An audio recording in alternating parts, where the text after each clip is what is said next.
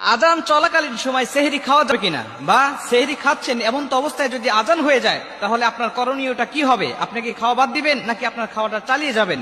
এই প্রশ্নটা আমাদের কাছে অনেকেই করে থাকে যে হুজুর আজান হয়ে যাচ্ছে, এমন তো অবস্থায় আমার প্লেটে এখনো খাবার আছে, আমার হাতে গ্লাস আছে, আমি এখন এই খাবারটা খাবো, পানিটা খাবো, নাকি আমি এখানে স্টপ করে দিয়ে আমি রোজা রাখা শুরু করে দেবো, আমি আর খাবো না? এই প্রশ্নটা আমাদের মাঝে অনেকেই করে থাকেন। আল্লাহ রাসূল সাল্লাল্লাহু আলাইহি ওয়াসাল্লাম আমাদেরকে একাধিক হাদিসের মধ্যে এই বিষয়গুলো আমাদেরকে জানিয়ে দিয়েছেন। যেমন আম্মাজান আয়েশা রাদিয়াল্লাহু তাআলা আনহা থেকে একটি হাদিস বর্ণনা করা রয়েছে। আম্মাজান আয়েশা রাদিয়াল্লাহু তাআলা বলছেন, তোমরা বেলালের আজান শোনার পরে খাবার চালিয়ে যাবে, বেলালের আজান শোনার পরেও তোমরা খাবার চালিয়ে যাবে যতক্ষণ না পর্যন্ত তোমরা উম্মে মাকতুমের আজানটা না শুনতে পাও। মানে হযরত বেলাল রাদিয়াল্লাহু তাআলা আনহু যখন আজান দিতেন তখন মানুষগুলোকে জাগানোর জন্য, সাহরি খাওয়ানোর জন্য, মানুষগুলোকে ঘুম থেকে জাগ্রত করার জন্য তিনি আজান দিতেন, তখন পর্যন্ত খাবে। কিন্তু যখন উম্মে মাকতুম আজান দিতেন ফজরের আজান, এই ফজরের আজান হয়ে গেলে তখন তো সুবহে সাদিক হয়ে যাবে, তখন তো ফজরের ওয়াক্ত শুরু হয়ে গিয়েছে, তখন আর এই মানুষটা আর সেহরি খাইতে পারবে না। যদি খায় তাহলে তার রোজাটা হবে না। এটা আল্লাহ রাসূল সাল্লাল্লাহু আলাইহি ওয়াসাল্লাম আবু দাউদ শরীফের হাদিসের মধ্যে তিনি এই হাদিসটা বর্ণনা করেছেন। তবে আল্লাহ রাসূল আমাদেরকে কিছু ছাড় দিয়েছেন। আল্লাহ রাসূল যেমন আবু দাউদ শরীফের 2350 নম্বর হাদিসের মধ্যে আবু হুরায়রা রাদিয়াল্লাহু তাআলা আনহু হাদিসটা বর্ণনা করেছেন।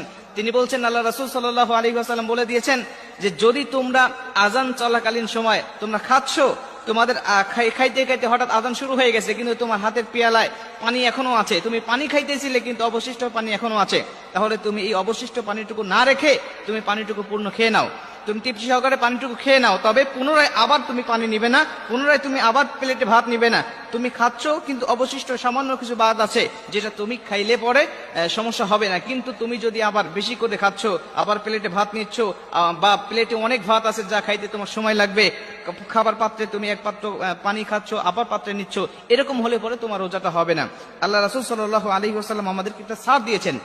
এই জন্য আমাদেরকে একটু চিন্তা করতে হবে যে আজান যখন শুরু হয়ে যাবে, আজানের শুরুর আগেই, এখন তো ডিজিটাল যুগ জামানা, আমাদের প্রত্যেকের হাতে মোবাইল থাকে, ঘড়ি থাকে, আমরা যদি চিন্তা করি যে আমাদের সেহরি সময়ের শেষ সময়ের অন্তত 5 মিনিট আগে আমরা খাওয়াটা শেষ করব, তাহলে অবশ্যই আমাদের পরিপূর্ণ হকটা আদায় হবে। কিন্তু আমি যদি আজানের অপেক্ষায় থাকি, অনেক মসজিদে আছে, দেখা যায় অনেক ভাইরা আছেন যে এলাকার বিভিন্ন মহল্লায় মসজিদ হচ্ছে, আজান হচ্ছে, এখন চিন্তা করে যে এটা তো আমাদের মহল্লার মসজিদ নয়, অমুক মহল্লার মসজিদে আজান দিচ্ছে, আমাদের মহল্লার মসজিদ যখন আজান দিবে তখন আমি খাওয়াটা শেষ করব।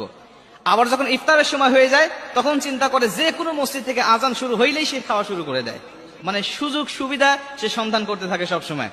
এজন্য আমরা চেষ্টা করব যখনই যে মসজিদে আজান হোক না কেন, আজান শুরু হয়ে গেলে আমরা আর খাবো না, আর ইফতারের সময় ঠিক যে কোনো মসজিদে আজান হয়ে গেলে আমরা সঙ্গে সঙ্গে ইফতারটা করে নেব। তাহলে আল্লাহ পাক